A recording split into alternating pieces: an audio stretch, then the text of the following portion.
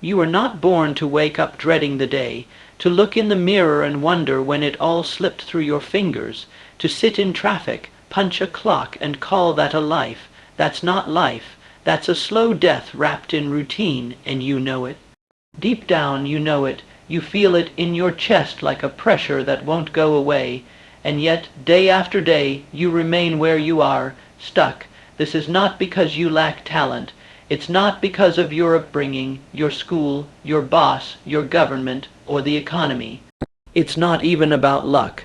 You're still stuck because you have not yet decided with every fiber of your being that you refuse to stay here. Not wish, not hope, not try, decide. That word alone changes destinies. You're stuck because you're negotiating with life, bargaining for comfort instead of demanding greatness. The truth, life doesn't give you what you want. It gives you what you will not live without. Look around. Most people are walking biographies of hesitation. They dream with one eye open, scared to stare too hard at their potential because they know it demands sacrifice. It demands blood, sweat, solitude, and a kind of inner fire that scares those who have made peace with mediocrity. And here's the raw truth. If you're still stuck, it's because your current identity is built to stay stuck.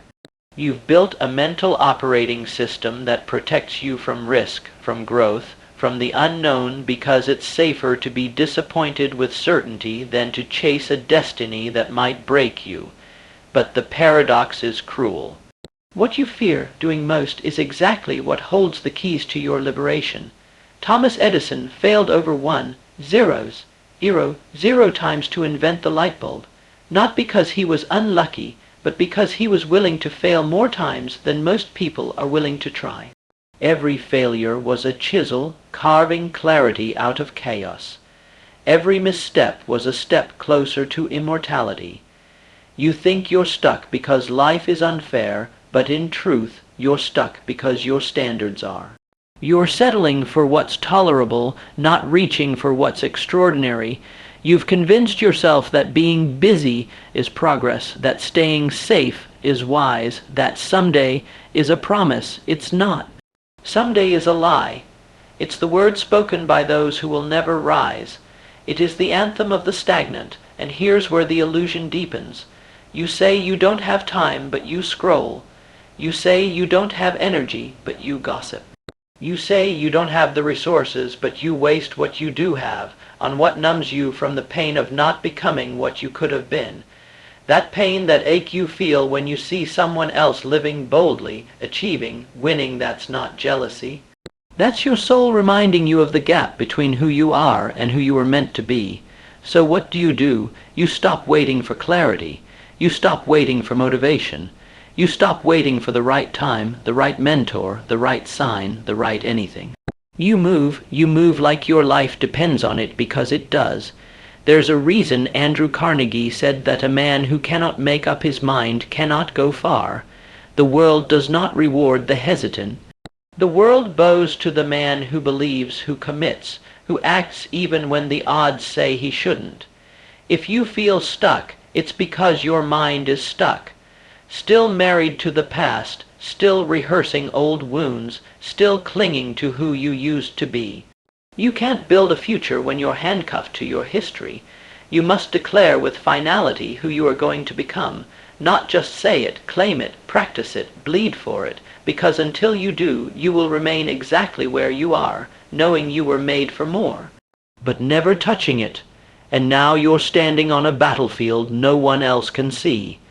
The war isn't out there, it's in here, between the part of you that craves expansion and the part that clings to comfort. Between the vision of what could be and the chains of what has been. And every day you delay, every day you settle, every day you tell yourself, not yet. That part of you, the warrior, the visionary, the world, shaker dies a little more. You think it's normal to feel this way, that everyone feels lost, that everyone hits a wall, but what no one tells you is, not everyone stays there. Some climb, some claw, some burn the ships so they have no way back but forward. That's the decision point. That's what separates the men who make history from the ones who make excuses. Do you remember Henry Ford? The man was ridiculed, dismissed, told by every expert that the gasoline engine was a joke. But Ford saw something they didn't possibility. He believed so deeply that he forced the world to catch up, and because of that belief, he didn't just build cars, he built a new era. You're not stuck because you lack ideas. You're stuck because you don't believe you deserve to build what you imagine. You keep rehearsing your doubts instead of your destiny. You repeat your limitations like mantras while your vision gathers dust in the attic of your mind. And here's the hard part no one wants to hear. It's not the system. It's not the competition. It's not your parents, your town, your background. Those are obstacles, yes, but they are not the sentence. You are the one who decides how the story ends. You are the gatekeeper of your future. Every limitation is waiting to be shattered by you. But first, you must wake up from the hypnosis of average. Wake up from the idea that your dreams are negotiable. Wake up from the belief that this version of you, this hesitant, doubtful, halfway committed version, is all you'll ever be, because it's not. That person you admire, that legend you study, that billionaire, that artist, that world changer, they were you once, lost, broke, insecure, but they made a decision you haven't made yet, to no longer tolerate being less than who they could be. There's no magic, no secret formula, no divine whisper that says, now is the time. There is only grit, fire, purpose, a willingness to walk through the flames while others hide behind fear. You want clarity. You earn it through action. You want confidence. You build it through repetition. You want freedom. You create it through discipline. The truth is, belief is a muscle, and most people never train it. They pray for strength, but never lift the weight of commitment. They want wings, but won't jump, and that's why they're stuck. That's why you've been stuck. But if you're still listening, really listening, it means something inside of you is stirring. It means the sleeping giant inside you is starting to move, to wake up, to remember. Remember what it felt like to dream without limits. Remember what it felt like to believe you could move mountains. Remember what it felt like before the world taught you to play small. This isn't motivation. This is a mirror. You are staring at the truth, and the truth is this. The cage was never locked. The door was open the whole time. You were just too afraid to walk through it because you knew what was on the other side. Greatness, and greatness demands everything. It demands that you kill off the weak parts of yourself, that you bury the laziness, the procrastination, the comfort addiction, the shallow goals, the need for approval, the excuses, and in their place you build something indestructible, a new identity, a new standard, a new destiny. But don't mistake this for some overnight ritual. There's no lightning bolt of transformation, no single moment that changes it all. That's fantasy. Real transformation is war.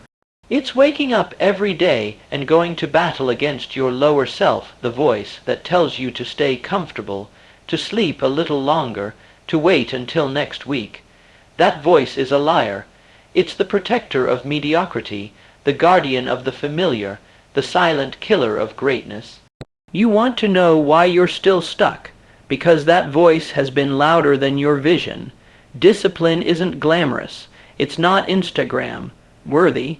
It's not applause. It's sweat in silence. It's staying in the gym when no one's watching. It's saying no to comfort when your body screams yes. It's sitting in a room with your ambition and your fear and choosing ambition every time.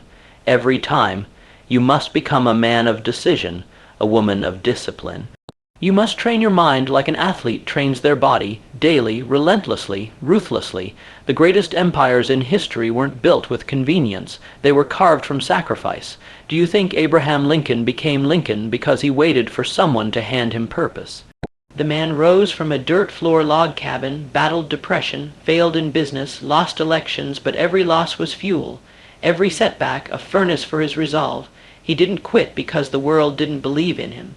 He kept going until the world had no choice but to, and that's the lesson. Life doesn't give you permission. It gives you resistance, and resistance is the test. It's how the universe separates the tourists from the conquerors. Right now, you've been living like a tourist, strolling through life with your hands in your pockets, waiting for the perfect view. But this world was not built for tourists. It was built by gladiators, architects, and builders. And you've got that same DNA if you'd stop hiding it. You're not stuck because you can't move forward. You're stuck because you're trying to carry too much from the past while doing it. You keep dragging your fears, your failures, your old identity with you, and it's weighing you down like chains around your soul. You've got to drop it all of it, the fear, the doubt, the guilt, the shame, the excuses. Drop it and run. Run like your future is on fire, because it is. Your vision is not a fantasy. It is a responsibility. If you can see it, you can build it. But you have to fight for it like your life depends on it, because your real life does. Too many people are waiting for life to get easier, but life never gets easier. You get stronger. Too many people are praying for courage, but courage doesn't come in comfort. It is forged in the fire of commitment.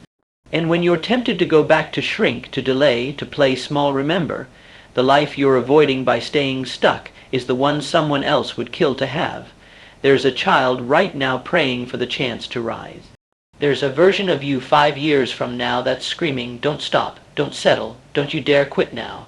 That version of you is watching. So what story are you writing with your choices? Purpose, that's the axis. That's the core around which everything else spins. Without purpose, you drift. Without purpose, you chase distractions and call them opportunities. Without purpose, you confuse activity with progress.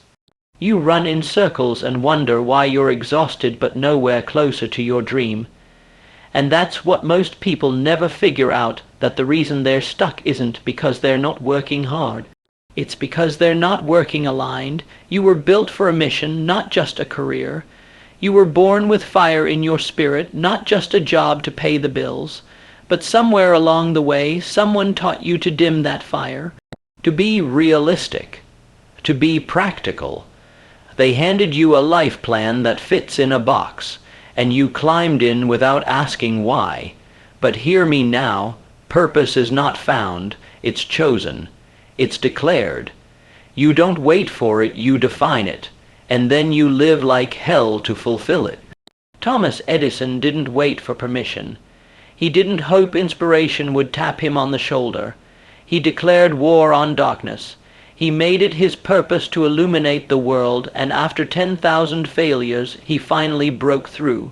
Do you know what kind of fire that takes? 10,000 failures would kill the average man, but Edison wasn't average. He was a man possessed not by talent, but by purpose. That's what made him unstoppable. So ask yourself right now, what is your purpose, and are you living like it's life or death? Because that's what it takes. Vague dreams don't produce concrete results. Wandering hope doesn't build empires. Only ruthless clarity does. You have to get obsessed. You have to get tunnel vision. You have to see your mission so clearly that every distraction becomes repulsive. You don't have time for gossip. You don't have time for doubt. You don't have time for envy. You have work to do, and that work, that mission, it must become sacred to you. Do not treat your dream like a hobby. It will treat you like a joke in return. Do not treat your goals like options. Life will show you the door every time. You want freedom. Purpose is the price, because when you are locked into your vision, you don't need motivation. You don't need permission. You move because it's who you are. Your identity becomes your engine, but here's what no one tells you. Clarity isn't a lightning strike. It's a chisel. You carve it through action, through commitment, through movement. You don't wait until you're certain. You act until you become certain.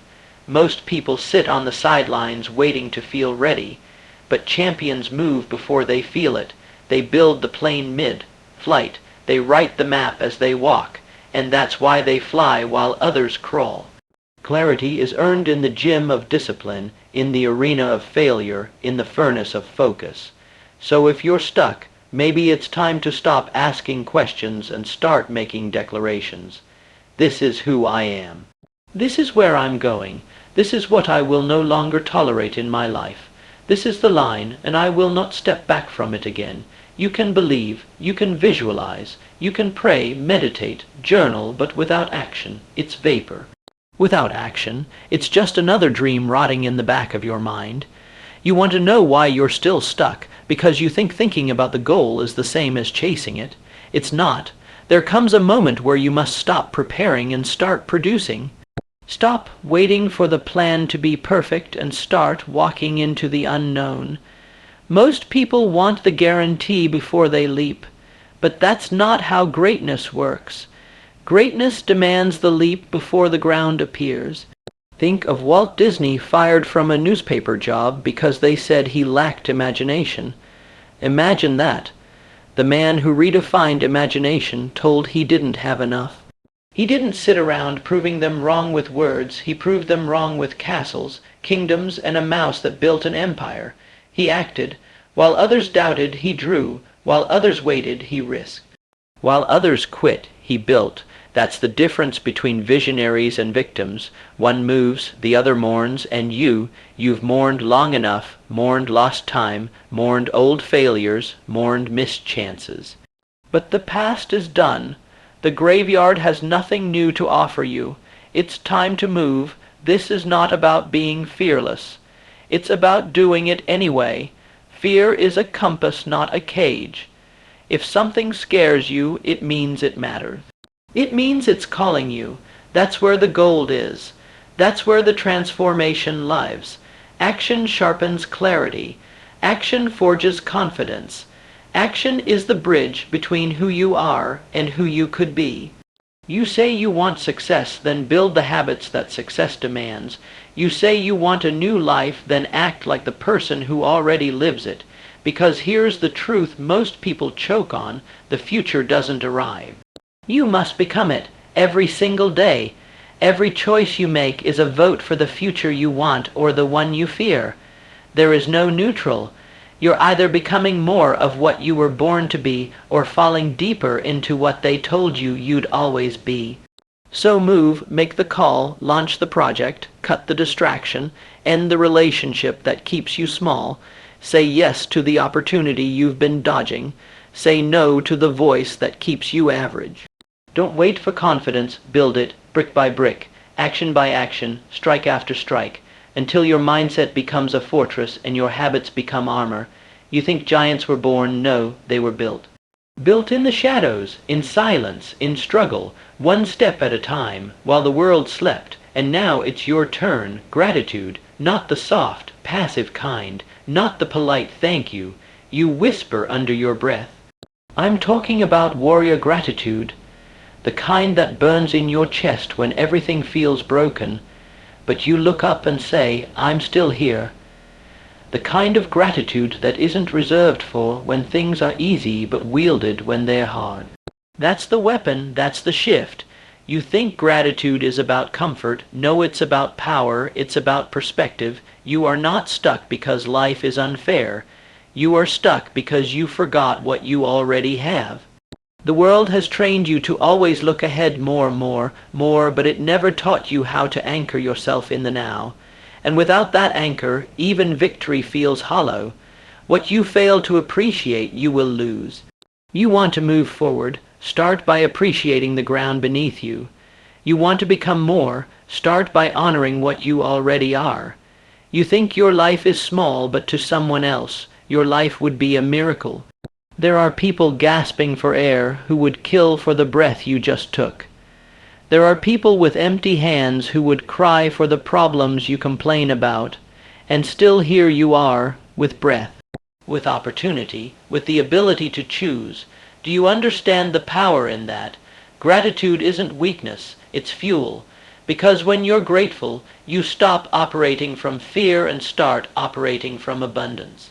You stop begging life for a break and start commanding it with clarity. Henry Ford once said, whether you think you can or you think you can't, you're right. But what gave Ford the edge wasn't just belief, it was his awareness. He didn't let the noise of doubt drown out the gift of the moment.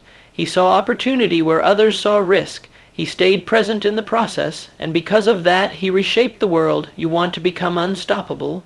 Get present, get grateful. Every second you waste in regret is a second stolen from your rise. Every minute you spend in fear is a minute you could have been building.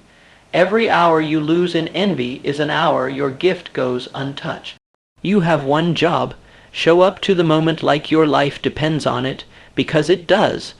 Right now, not tomorrow, not next year, right now, you are shaping your destiny with your thoughts, with your words.